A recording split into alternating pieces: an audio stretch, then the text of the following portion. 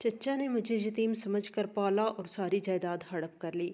ایک دن ان کی پرانی الماری سے مجھے اپنے باپ کی اصلی وصیت ملی۔ اسے پڑھ کر مجھے اپنی آنکھوں پہ یقین نہیں آیا۔ اس میں لکھا تھا کہ میں یتیم نہیں تھا، بلکہ میرے باپ کو زندہ غائب کیا گیا تھا، اور وہ کام کسی اور نے نہیں بلکہ میرا نام گلریز ہے، اور میں اپنی کہانی خود سنا رہا ہوں۔ میرے ماں باپ دنیا میں نہیں تھے۔ مجھے آج تک نہیں پتا ان کے ساتھ کیا ہوا، بس اتنا معلوم ہے کہ وہ اس دنیا میں نہیں تھے۔ میں بہت چھوٹا تھا جب مجھے میرے چچا کے گھر رکھا گیا۔ وہ کہتے تھے انہوں نے مجھے سہارا دیا ہے، لیکن حقیقت میں وہ گھر میرا گھر نہیں تھا۔ میں وہاں ایک نوکر کی طرح رہتا تھا، اور مجھے ہر روز یہ احساس دلایا جاتا تھا کہ میں ان پر بوجھ ہوں۔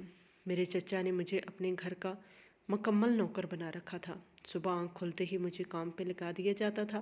گھر کے فرش صاف کرنا، برتن دھونا، کپڑے جھاڑنا سب میری ذمہ داری تھی۔ اگر کسی کام میں ذرا سی کمی آ جاتی تو فوراً ڈانٹ پڑتی تھی۔ مجھے پیار سے کبھی نہیں بلایا جاتا تھا، بلکہ برے ناموں سے پکارا جاتا تھا۔ کبھی کہا جاتا تھا کہ تو کسی کام کا نہیں ہے، اور کبھی مجھے گالیاں دی جاتی تھی۔ میرے چچا مجھ سے اپنی گاڑی بھی صاف کرواتے تھے۔ میں دھوپ میں کھڑا ہو کر گاڑی دھوتا تھا، اور وہ سامنے کھڑے ہو کر نقص نکالتے تھے۔ کہتے تھے ٹھیک سے صاف کرو، تمہیں کچھ نہیں آتا۔ اگر گاڑی پر ذرا سا بھی پانی کا نشان رہ جاتا تو مجھے باتیں سنائی جاتی تھیں۔ وہ کہتے تھے کہ تم پر ترس کھا کر رکھا ہے، ورنہ تم سڑک پہ ہوتے۔ میری چچی اور کزن بھی مجھ پہ حکم چلاتے تھے، کبھی پانی لاؤ، کبھی جوتے اٹھاؤ، کبھی باہر سے سامان لے کر آؤ۔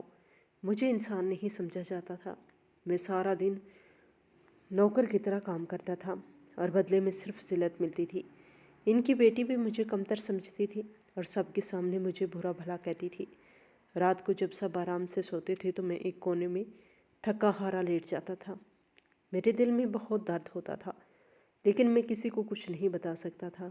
میں نے بچپن میں ہی سیکھ لیا تھا کہ خاموشی ہی میری پہچان ہے۔ اس گھر میں میرا ہونا صرف کام کرنے تک محدود تھا، اور اس سے زیادہ میری کوئی حیثیت نہیں تھی۔ پہلے پال مجھے یہ بالکل بھی نہیں پتا تھا کہ یہ ساری جائیداد، یہ گھر، یہ گاڑی اور یہ کاروبار اصل میں میرے ماں باپ کا تھا۔ میں یہی سمجھتا رہا کہ یہ سب کچھ میرے چچا کا ہے، اور وہی اس کے مالک ہیں۔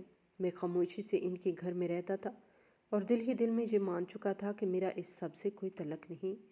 میں نے کبھی سوال نہیں کیا، کیونکہ سوال کرنے کی ہمت ہی نہیں تھی۔ مجھے جو ملا میں نے اسی پر اپنی قسمت سمجھ لیا تھا۔ جب میں تھوڑا بڑا ہونے لگا اور چیزوں کو سمجھنے لگا تو ایک دن میرے ایک رشتہ دار نے مجھ سے بات کی۔ اس نے مجھے بتایا کہ یہ سب کچھ تمہارا ہی ہے، یہ تمہارے گھر تمہارے ماں باپ کا ہے، یہ گاڑی اور کاروبار بھی تمہاری ملکیت ہے۔ اس نے یہ بھی کہا کہ تمہیں عید کے کپڑے نہ دلوانا بھی ایک زیادتی ہے، کیونکہ تمہارے اپنے پیسے سے ہی یہ سب کچھ چل رہا ہے۔ میں یہ سب سن کر خاموش ہو گیا۔ میرے دل میں ایک عجیب سا سوال اٹھا، اگر یہ سب میرا ہے تو پھر میری کون سی عید ہے؟ مجھے بتایا گیا تھا کہ اچھے رشتہ دار میرے ساتھ نہیں تھے۔ میرے بابا ایک اصول پرست آدمی تھے۔ جب تک وہ سب کچھ خود سنبھال رہے تھے، انہوں نے کسی ایسے انسان کو فائدہ نہیں اٹھانے دیا جو صرف گھر میں گھسنے کا شوق رکھتا ہو اور دل سے مخلص نہ ہو۔ ایسے لوگ بہت ہوتے ہیں جو موقع دیکھتے ہیں اور فائدہ اٹھاتے ہیں۔ اسی وجہ سے میرے بابا کی زندگی میں کوئی بھی ان کے مال کے قریب نہیں جا سکا۔ جب میرے بابا اس دنیا میں نہیں رہے تو سب کے لیے راستے کھل گئے۔ وہ لوگ جو پہلے فائدہ نہیں اٹھا سکے تھے، اب وہی سب سے آگے تھے۔ کسی کو یہ احساس نہیں تھا کہ ایک بچہ بھی ہے جس کا حق ہے۔ کوئی نہ کوئی بات کر کے میرے دل کو جلانے کا موقع ہاتھ سے نہیں جانے دیتے تھے۔ کوئی کہتا تھا کہ تم خوش قسمت ہو، اور کوئی یہ جتا دیتا تھا کہ تمہارا کچھ بھی نہیں۔ جب مجھے یہ سچ پتہ چلا، میں تب بھی کچھ نہیں کر سکتا تھا۔ ماں باپ اس دنیا میں نہیں تھے، اور ظاہر ہے سب کچھ چچا کے ہاتھ میں تھا۔ یہ سوچ کر دل بہت دکھتا تھا کہ سب کچھ میرا ہونے کے باوجود میں محروم تھا۔ مجھے دولت نہیں چاہیے تھی، بس اتنا احساس چاہیے تھا کہ عید کے دن میرا بھی ایک نیا سوٹ بن سکتا تھا۔ یہی بات مجھے اندر ہی اندر توڑ دیتی تھی۔ میرے چاچو کی ایک بیٹی بھی تھی، اور ہم دونوں ہم عمر تھے۔ جب نئی نئی محبت ہو جاتی ہے اور کوئی نہ کوئی آپ کو اچھا لگنے لگتا ہے، اور میرے جیسا انسان جس کی زندگی میں کچھ بھی نہیں تھا نہ دوست، نہ ماں باپ، نہ عزت، نہ محبت۔ اس کے لیے کسی لڑکی کی طرف مائل ہو جانا ایک عام سی بات تھی، ایک فطری بات تھی، اور میں ہو چکا تھا اپنی کزن روبینہ کی طرف مائل۔ وہ مجھے اچھی لگتی تھی۔ جب وہ مجھے کوئی کام کہتی تھی میں فوراً کرتا تھا۔ اگر اس کے بھائی مجھے کوئی بھی کام کرتے میں کبھی کبھی انکار بھی کر دیتا تھا۔ یہ الگ بات ہے کہ وہ انکار مجھے بعد میں بھاری ضرور پڑتا تھا، لیکن میں بول دیتا تھا۔ آج تک کہ ان لوگوں کو بھی اندازہ ہو گیا کہ میرے دل میں ایسی کوئی بات چل رہی ہے، تو ان لوگوں نے میرا مذاق بنانا شروع کر دیا، اور مجھے افسوس تب ہوا جب اس مذاق میں روبینہ بھی شامل تھی۔ کہنے لگی، یہ تم ہو کون جس سے میں محبت کروں؟ میں نے کہا، کزن ہو تمہارا، اور کزن تو ایک دوسرے سے شادی بھی کر لیتے ہیں۔ اس بات پہ ہنسنے لگی۔ اس نے کہا کہ تم شادی کرو گے مجھ سے، اور رکھو گے کہاں؟ مجھے ہے کیا تمہارے پاس؟ میں نے کہا، یہ سب کچھ میرے باپ کا ہے تو اسی گھر میں رکھوں گا، اور کہاں رکھوں گا؟ وہ میری باتیں حیرانگی سے سننے لگی۔ اس نے کہا کہ اچھا، یہ سب کچھ تمہارا ہے، تمہیں ایسا لگتا ہے؟ اس نے کہا کہ تم ہمارے گھر کے نوکر ہو، شکل و صورت کے برے نہیں ہو، لیکن پھر بھی میں کبھی تمہارے بارے میں ایسا نہیں سوچ سکتی، اور نہ ہی سوچوں گی۔ اسی لیے اپنے کام سے کام رکھا کرو۔ باقی اگر دوبارہ اس طرح کی کوئی بات کی نا تو مجھ سے برا کوئی نہیں ہوگا۔ میں نے اس کے اس انکار کو اس کا ناز سمجھا تھا، جو ناز نینوں میں ہوتا ہے، کیونکہ واقعی وہ خوبصورت تھی۔ لیکن اس نے یہ بات چاچو کو بتا دی، اور جو اصل بات تھی وہ نہیں بتائی، بلکہ ایسی کہانی بنا کے سنائی کہ آگے جو میرے چاچو مجھے ایک دو تھپڑ ویسے ہی لگا دیتے تھے، انہوں نے مجھے بہت بری طرح پیٹا۔ میرے دل پہ کیا گزری میں ہی جانتا ہوں۔ یعنی اس گھر میں محبت بھی نہیں کر سکتا تھا، محبت بھی میرے لیے گناہ بنا دی گئی تھی۔ پھر مجھے یہ بھی پتہ چلا کہ روبینہ کی زندگی میں کوئی اور ہے جس سے وہ محبت کرتی ہے، اور وہ انسان بالکل بھی اچھا نہیں ہے۔ کیونکہ میں محلے میں گھومتا پھرتا تھا، سامان لینے جاتا تھا، لوگوں کو دیکھتا تھا، مجھے پتا تھا جہاں کون کون رہتا ہے، اور جس کے ساتھ اس نے نین مٹکا لگا رکھا تھا وہ بالکل بھی اچھا انسان نہیں تھا۔ اس کی زندگی میں تو روبینہ سے پہلے پتہ نہیں کتنی لڑکیاں آئی تھی، اور یہ اس کی محبت میں پاگل ہو رہی تھی۔ اب مجھے روبینہ سے کسی رحم کی امید تو تھی نہیں، کیونکہ میں دیکھ چکا تھا کہ وہ کس قسم کی لڑکی ہے۔ اس نے میری محبت کو میری غلطی بنا کر پیش کیا، لیکن یہ الگ بات ہے کہ میں اسے کسی برے آدمی کے ہاتھوں برباد ہوتے ہوئے بھی نہیں دیکھ سکتا تھا۔ اسی لیے چاچو کو بتایا۔ چاچو نے کہا کہ وہ لڑکا میرے دوست کا بیٹا ہے، اور اسی کے ساتھ میں نے روبینہ کی شادی کرنی ہے، اور اگر وہ ساتھ پھر لیتے ہیں، بات کرتے ہیں تو اچھی بات ہے، کیونکہ کل کو انہوں نے زندگی گزارنی ہے۔ تم کون ہوتے ہو بیچ میں بولنے والے؟ اس گھر میں میرے ساتھ ہونے والے مظالم وقت کے ساتھ ساتھ بڑھتے ہی گئے۔ میں جتنا بڑا ہوتا گیا میرے لیے کام بھی اتنے ہی زیادہ ہوتے گئے۔ صبح سے رات تک میری کوئی اپنی مرضی نہیں تھی۔ مجھے ایسا دیکھا جاتا تھا جیسے میں اس گھر کا حصہ نہیں بلکہ کوئی چیز ہوں۔ اگر میں تھکا ہوا نظر آتا تو فوراً کہا جاتا کہ بہانے مت بناؤ۔ اگر میری آنکھوں میں آنسو آ جاتے تو کہا جاتا کہ رونا بند کرو۔ اس گھر میں میری کمزوری بھی جرم تھی۔ میرے ماں باپ کا ذکر بھی اس گھر میں عزت سے نہیں کیا جاتا تھا۔ کبھی غصے میں انہیں برے الفاظ سے یاد کیا جاتا، کبھی کہا جاتا کہ اچھا ہوا وہ مر گئے، ورنہ تم جیسے بچے نہ چھوڑتے۔ یہ باتیں میرے دل میں آگ کی طرح لگتی تھی۔ میں اندر ہی اندر جلتا رہتا تھا۔ میرا دل چاہتا تھا کہ چیخ کر کہوں کہ میرے ماں باپ برے نہیں تھے، وہ مجبور تھے، لیکن میری زبان بند رہتی تھی۔ میں جانتا تھا کہ اگر میں نے کچھ کہا تو اس کا انجام اور زیادہ ذلت ہوگا۔ کبھی کبھی میں ہمت کر کے بول بھی دیتا تھا۔ میں بس اتنا کہتا تھا کہ میرے ماں باپ کو برا مت کہو۔ یہی ایک جملہ میرے لیے مصیبت بن جاتا تھا۔ فوراً مجھے سنایا جاتا تھا کہ تمہیں بولنے کا حق کس نے دیا؟ تم اس گھر میں رہنے کے قابل نہیں ہو، تم پہ احسان کیا جا رہا ہے۔ یہ سب سن کر میں خاموش ہو جاتا تھا۔ میری آواز میرے ہی اندر دب جاتی تھی۔ مجھے ہر وقت یہ احساس دلایا جاتا تھا کہ میں یتیم ہوں، جیسے یتیم ہونا کوئی بہت بڑا گناہ ہو، جیسے یہ میری اپنی مرضی سے ہوا ہو۔ اس معاشرے میں یتیم ہونا کمزوری سمجھا جاتا ہے۔ لوگ سمجھتے ہیں کہ جس کا کوئی نہیں ہوتا اس کے ساتھ کچھ بھی کیا جا سکتا ہے۔ میں یہی سب اپنی آنکھوں سے دیکھ رہا تھا۔ میں ہر دن یہ سیکھ رہا تھا کہ طاقت حق کو دبا دیتی ہے۔ اکثر رات کو میں اکیلا بیٹھ کر سوچتا تھا، خود سے سوال کرتا تھا کہ میرے ماں باپ کیوں چلے گئے؟ کیا وہ مجھے اس حال میں دیکھنا چاہتے تھے؟ کیا انہیں اندازہ تھا کہ ان کے بعد میں کس زندگی میں چلا جاؤں گا؟ یہ سوال میرے دل کو چیر دیتے تھے۔ میرے پاس کوئی جواب نہیں تھا، بس ایک خاموشی تھی جو میرے ساتھ سوتی اور میرے ساتھ جاگتی تھی۔ میں اپنے ماں باپ کی شکل بھی ٹھیک سے یاد نہیں کر پاتا تھا، بس دھندلی سی یادیں تھی۔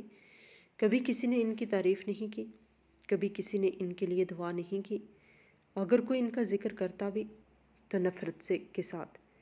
یہ سب سن کر مجھے لگتا تھا کہ جیسے میں بھی قصوروار ہوں، جیسے میں ان کی اولاد ہونے کی سزا بھگت رہا ہوں۔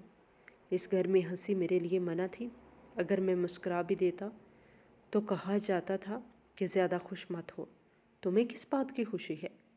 میں آہستہ آہستہ خود کو بھولنے لگا تھا۔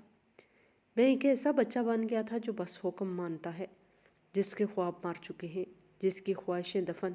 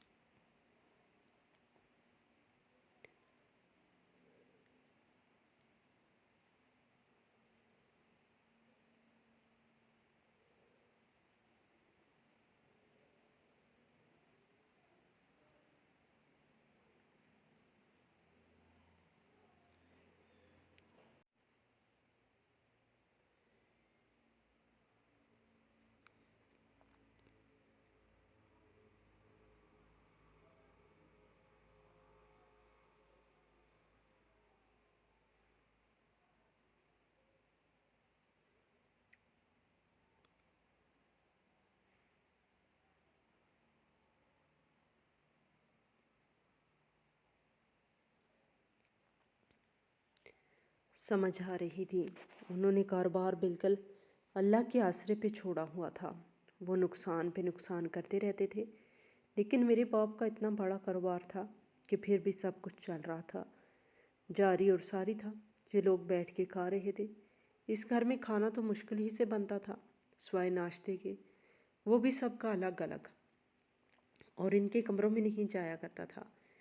باقی پورا دن آرڈر چلتے تھے۔ کوئی اپنی مرضی سے برگر منگوا رہا ہے، کوئی اپنی مرضی سے پیزا منگوا رہا ہے، اور اب اس گھر میں ایک اور بڑا مسئلہ درپیش آنے والا تھا جس کے بارے میں مجھے پتہ چل گیا، لیکن میں خاموش ہو گیا، کیونکہ میں بولتا تو مجھے برا بنا دیا جاتا۔ میرے چاچو کی شکل و صورت کے بالکل بھی خوبصورت نہیں تھے۔ ان کا پیٹ باہر کی طرف نکلا ہوا تھا اور ان کی آنکھوں میں ہر وقت سختی رہتی تھی۔ وہ نہایت بدتمیز آدمی تھے۔ جس طرح وہ کاروباری لوگوں سے بات کرتے تھے، اس طرح وہ اپنے گھر کے نوکروں سے بات کرتے تھے۔ ان کے لہجے میں ہمیشہ تہذیب ہوتی تھی۔ وہ اپنے رشتہ داروں کے ساتھ بھی بدتمیزی سے پیش آتے تھے، اور یہی رویہ ان کا اپنی بیوی کے ساتھ بھی تھا۔ میں نے کبھی انہیں نرمی سے بات کرتے نہیں دیکھا۔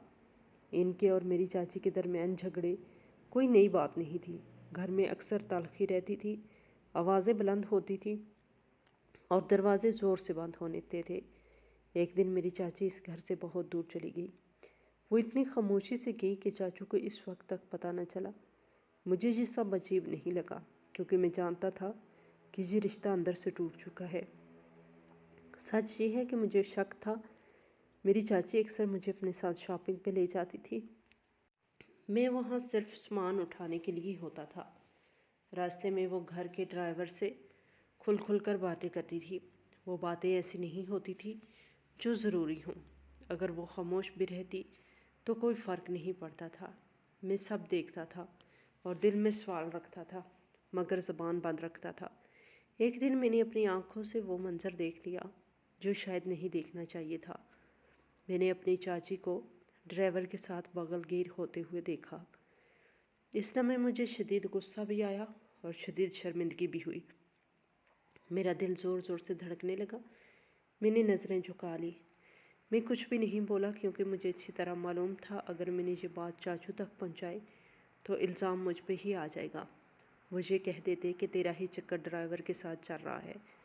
سچ الٹا میرے سر ڈال دیا جاتا۔ روبینہ جو میری کلاس لگوائی تھی، اس کے بعد مجھے پورا یقین ہو گیا تھا کہ ان لوگوں کے لیے سچ بولنا گناہ ہے، بھلائی کی بات کرنا بھی خطرہ بن جاتا ہے۔ اسی لیے میں خاموش ہو گیا۔ میں نے سب کچھ اپنے اندر دفن کر لیا، لیکن ایک بات مجھے اندر سے معلوم تھی، یہ راز ہمیشہ چھپا نہیں رہ سکتا۔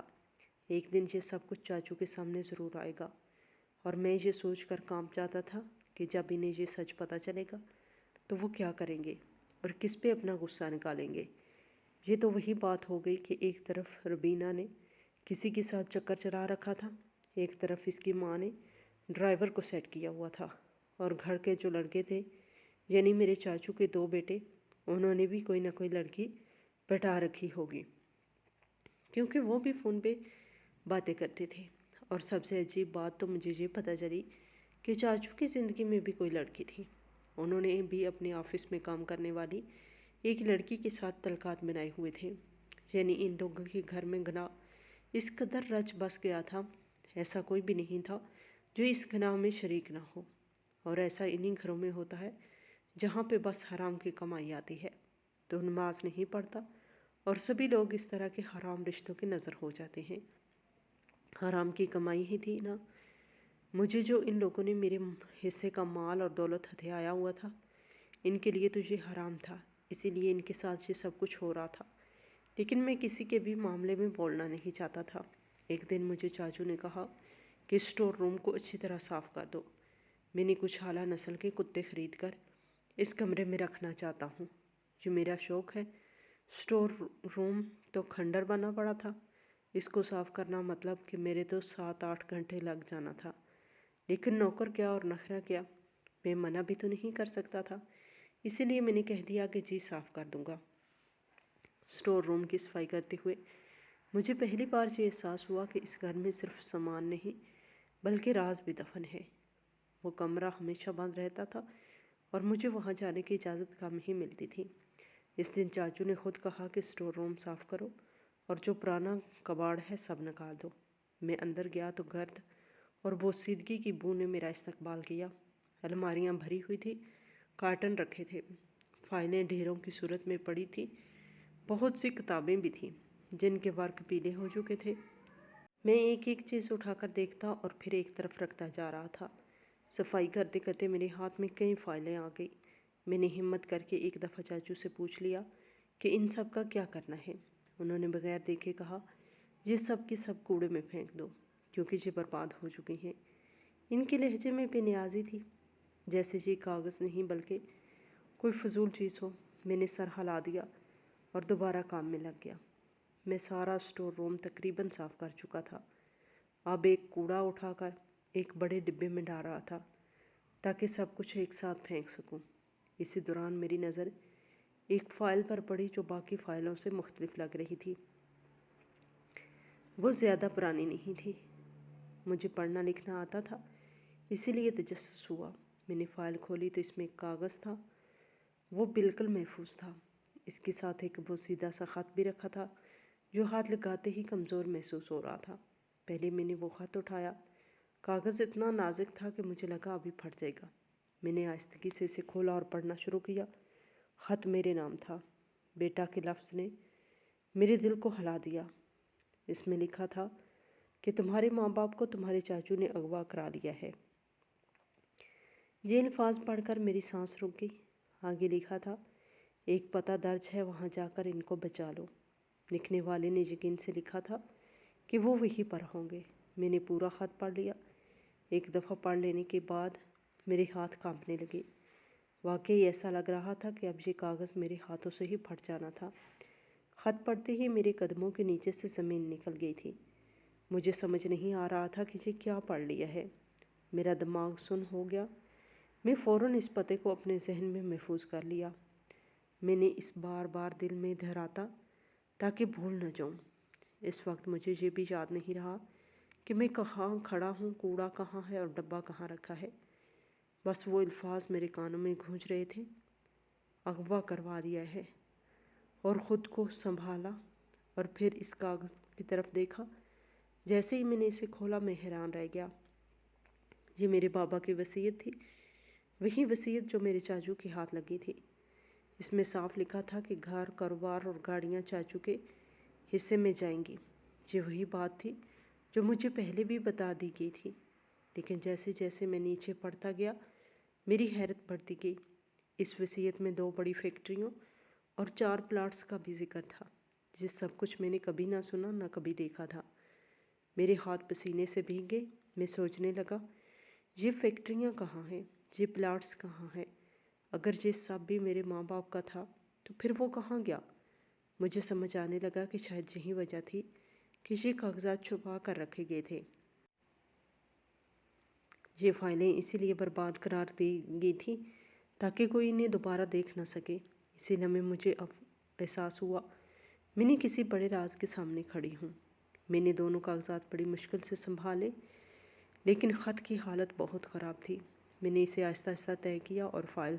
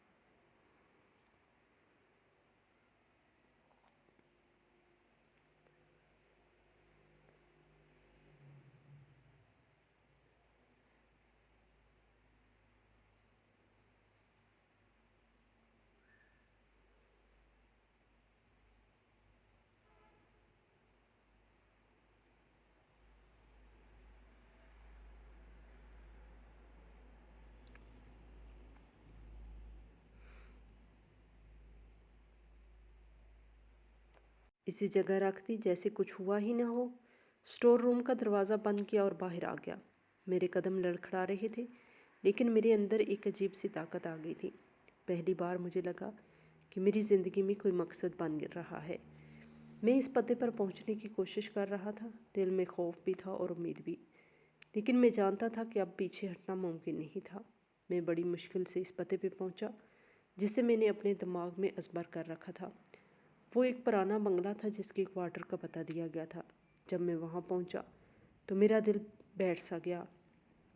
وہ جگہ بالکل خالی پڑی تھی، دیواریں ٹوٹی ہوئی تھی، دروازے اکھڑے ہوئے تھے، ہر طرف ویرانی تھی۔ ایسا لگ رہا تھا جیسے برسوں سے یہاں کوئی آیا ہی نہ ہو۔ میں کچھ دیر وہیں کھڑا رہا اور سمجھنے کی کوشش کرتا رہا، کیا یہی وہ جگہ ہے جہاں میرے ماں باپ کو قید رکھا گیا تھا؟ میں نے آس پاس کے لوگوں سے پوچھا کہ یہاں کا کیئر ٹیکر کون ہے۔ کافی پوچھ گچھ کے بعد مجھے ایک بوڑھے آدمی کا پتہ ملا۔ میں اس کے گھر پہنچا تو دیکھ کر وہ خود بھی غریب حال آدمی تھا۔ چھوٹا سا گھر تھا، پرانا سا دروازہ تھا، اس کے چہرے پر عمر اور غربت دونوں کے نشان تھے۔ میں اس کے پاس بیٹھا اور کانپتے ہاتھوں سے وہ خط اس کے سامنے رکھ دیا۔ اس نے خط کو دیکھا اور گہری سانس لی۔ اس کی آنکھوں میں ایک عجیب سی اداسی آ گئی۔ اس نے کہا کہ ہاں بیٹا، یہ خط مجھے ہی تمہارے باپ نے لکھ کر دیا تھا۔ اس نے کہا تھا کہ کسی طرح یہ تمہارے گھر بھجوا دینا۔ پھر اس نے جو بات کہی اس نے مجھے اندر سے توڑ دیا۔ اس نے بتایا کہ تمہارے چاچو نے یہاں تمہارے ماں باپ کو اغوا کر کے یہاں قید کروایا تھا۔ میں یہ سن کر ساکت ہو گیا۔ میرے منہ سے کوئی آواز نہیں نکل رہی تھی۔ اس بوڑھے آدمی نے کہا کہ بیٹا، اس بات کو تو اب 12 سال ہو گئے چکے ہیں۔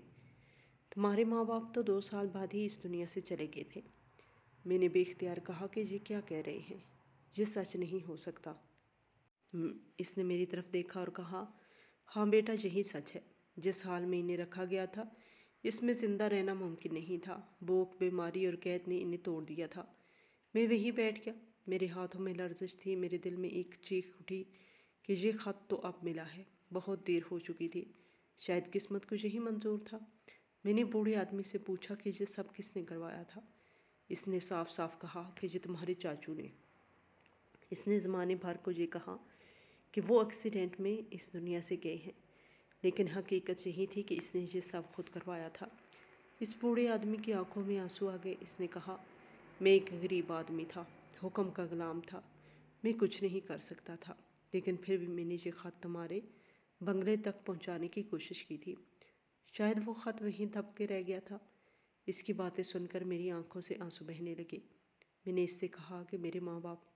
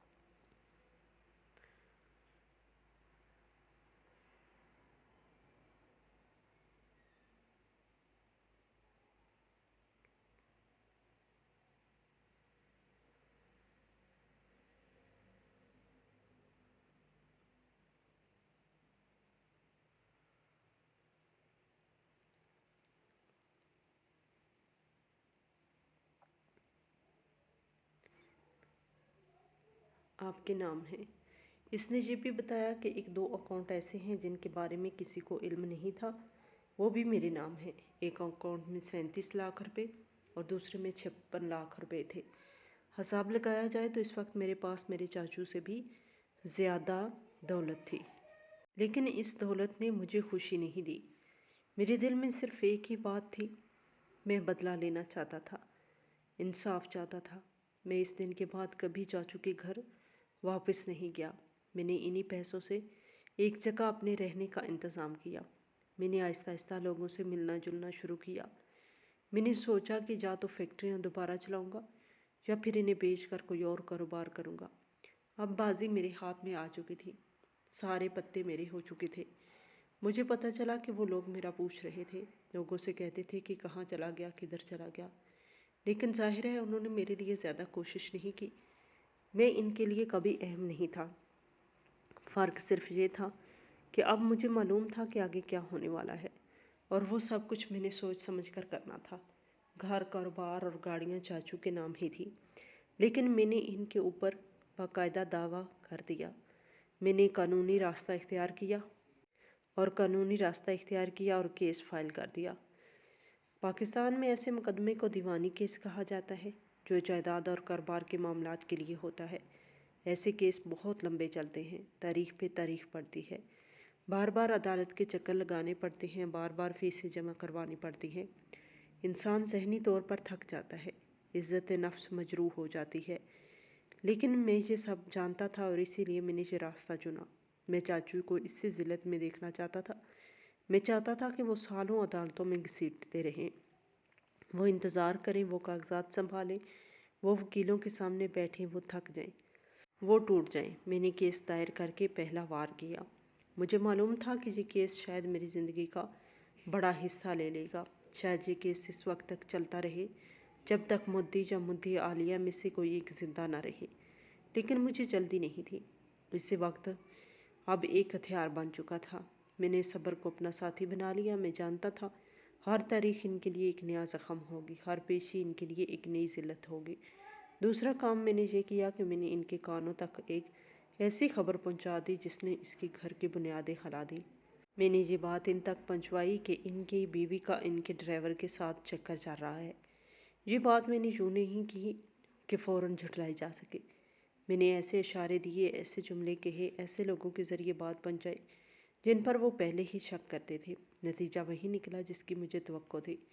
ان کے گھر میں طوفان آ گیا، چیخ و پکار شروع ہو گئے، ان کی آوازیں پورے محلے میں سنائی دینے لگی۔ وہ اپنی بیوی سے اس معاملے پر لڑ رہے تھے، الزام لگا رہے تھے، بدتمیزی ہو رہی تھی۔ وہ گھر جو کبھی میرے لیے جہنم تھا، اب ان کے لیے خود جہنم بن چکا تھا۔ میں یہی نہیں رکا، میں نے اگلا وار اور بھی زیادہ گہرا کیا۔ میں نے یہ بات ان کی بیوی کے کانوں تک بھی پہنچا دی کہ چاچو کا تعلق اپنی آفس میں کام کرنے والی سیکرٹری کے ساتھ ہے۔ یہ خبر اس کے لیے کسی زہر سے کم نہیں تھی۔ اس دن اس گھر میں دوسرا طوفان آیا۔ چیخیں دوبارہ بلند ہوئیں، دروازے دوبارہ بند ہوئے، رشتوں کی دیواریں مزید ٹوٹ گئیں، شک نے یقین کی جگہ لے لی، نفرت نے اعتماد کو دفن کر دیا۔ اس گھر میں اب سکون نام کی کوئی چیز باقی نہیں رہی تھی۔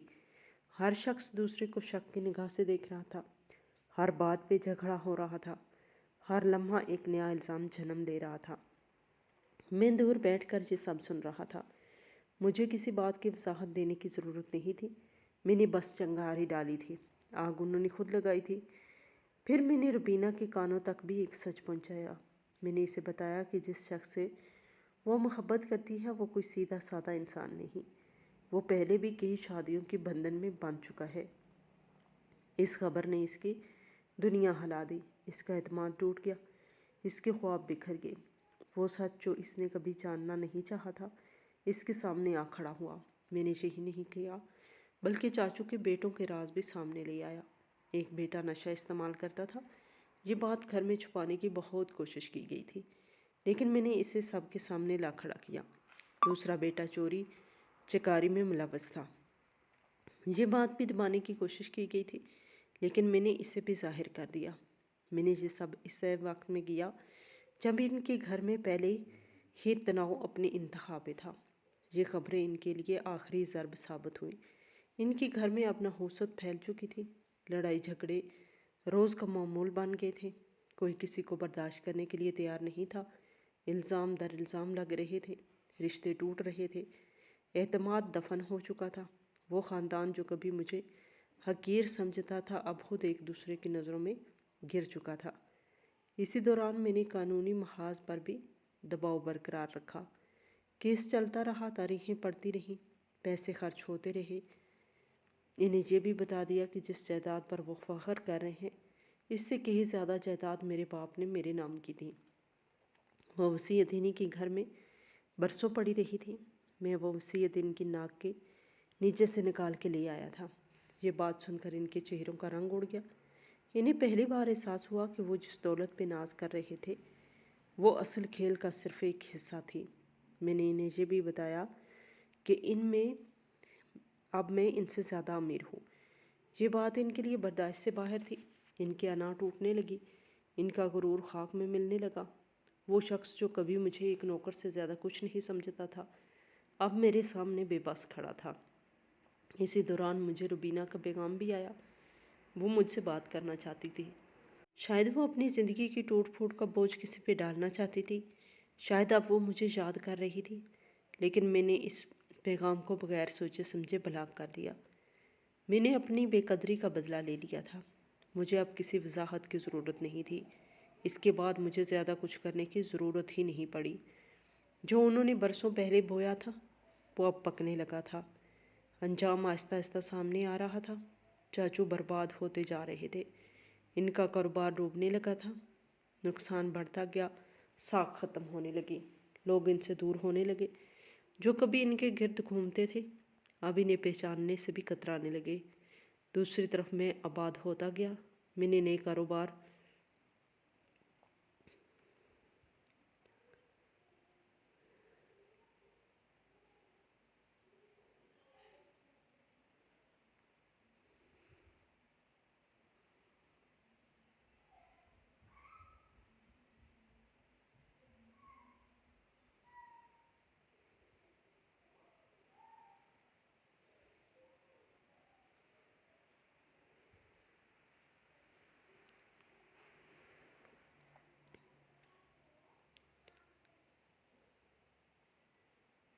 جو کبھی خود کو مالک سمجھتے تھے اب کرائے کے مکان میں منتقل ہو گئے۔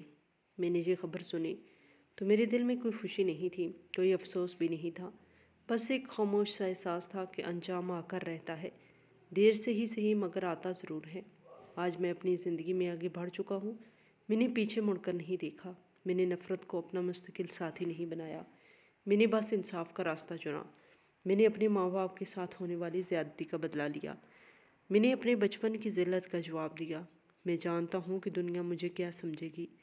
کچھ لوگ کہیں گے کہ میں نے بدلہ لیا ہے، کچھ کہیں گے کہ میں نے حد پار کی ہے، لیکن میں جانتا ہوں میں نے کیا جھیلا ہے۔ میں جانتا ہوں کہ میں نے کن راتوں میں آنسو بہائے ہیں۔ میں جانتا ہوں کہ میں نے کئی دنوں میں بھوک اور بے عزتی برداشت کی ہے۔ آج اگر میں مضبوط ہوں تو اس کی وجہ وہی زخم ہے جو مجھے کمزور کرنے کے لیے دیے گئے تھے۔ آج اگر میں آباد ہوں تو اس کی وجہ وہی ہاتھ ہے جنہوں نے مجھے برباد کرنے کی کوشش کی تھی۔ زندگی نے مجھے موقع دیا اور میں نے اس موقع کو ضائع نہیں کیا۔ دیکھا جائے تو میں نے اپنے چاچو سے کچھ واپس نہیں لیا۔ میں نے ان کے گھر کے راز ان کے سامنے لے کر آئے اور انہوں نے میرے ساتھ برا کیا۔ اس کا بدلہ ان کو اس دنیا میں دینا پڑا۔ یہ حق تھا کہ جو ظلم انہوں نے کیا اس کا حساب بھگتے۔ میرے ساتھ دھوکہ کیا، اپنے بھائی کو دھوکہ دیا، اپنی بیوی کی زندگی کو تباہ کیا اور اپنے بچے کے گھر کو کا نوکر بنایا۔ وہ لوگ بہت بڑے ظالم تھے۔ ان کی حرکتیں اتنی گھناؤنی تھی کہ انہیں اپنے اعمال کا نتیجہ بھگتنا پڑا۔ سنا ہے اب وہ بستر پر پڑ گئے ہیں اور ان کی صحت خراب ہو چکی ہے۔ ان کا تعلق اپنی بیوی کے ساتھ بھی ختم ہو چکا ہے اور اب زندگی کے آخری دن گزار رہے ہیں۔ ان کا بیٹا جو کبھی وہ سب کچھ سنبھالتا تھا اب ایک اشتہاری بن چکا ہے اور دوسرا بیٹا جو کبھی کچھ کرنے کے قابل نہ تھا بس نکارہ پھیل رہا ہے۔ اس کی بیٹی کو شاید کسی پرائیویٹ اسکول میں پڑھایا جا رہا ہے۔ گھر کا انتظام بس تھوڑا بہت چل رہا ہے۔ وہ خود مکمل طور پر بے بس ہو چکے ہیں۔ یہ سب کچھ دیکھ کر مجھے یہ احساس ہوا کہ انصاف دیر سے آیا ہے مگر آیا ہے اور میں نے جو کرنا تھا کر دیا۔ میں نے اپنی زندگی آگے بڑھائی اور اپنے آپ کو مضبوط بنایا۔ ایک دن روبینہ کا فون آیا۔ اس نے کہا کہ تم مجھ سے محبت کرتے تھے، تمہاری قدر نہیں کی اور اب میری ضرورت ہے، مجھے 50,000 روپے بھیجو۔ میں نے اسے 2 لاکھ روپے بھیج دیے۔ میں نے اسے لیے نہیں کیا کہ میں اس سے محبت کرتا تھا، بلکہ اس لیے کہ میں ایک اچھا انسان تھا۔ میں نے یہ فیصلہ اپنے دل اور دماغ دونوں کی روشنی میں کیا۔ میں نے سوچا کہ محبت کے نام پہ کوئی بھی شخص اپنے فائدے کے لیے کسی کا دل نہیں توڑ سکتا۔ اس نے جو غلط کام کیا تھا وہی اس کا انجام تھا اور میں نے بس اس کو انسانیت کا سبق دینا چاہا کہ زندگی میں کچھ بھی ہو انسان کو اچھائی سے کام لینا چاہیے۔ میں نے اس کے بعد اپنی زندگی کے باقی پہلوؤں پہ توجہ دی۔ میں نے کاروبار کو بڑھایا اور اسے مضبوط بنایا۔ میں نے پیسہ لگایا اور پیسے سے پیسہ کمایا۔ میں نے اپنی محنت اور ہوشیاری سے اپنے لیے ایک مضبوط بنیاد قائم کی۔ میں نے اپنے کاروبار کو اتنی وسعت دی کہ وہ خود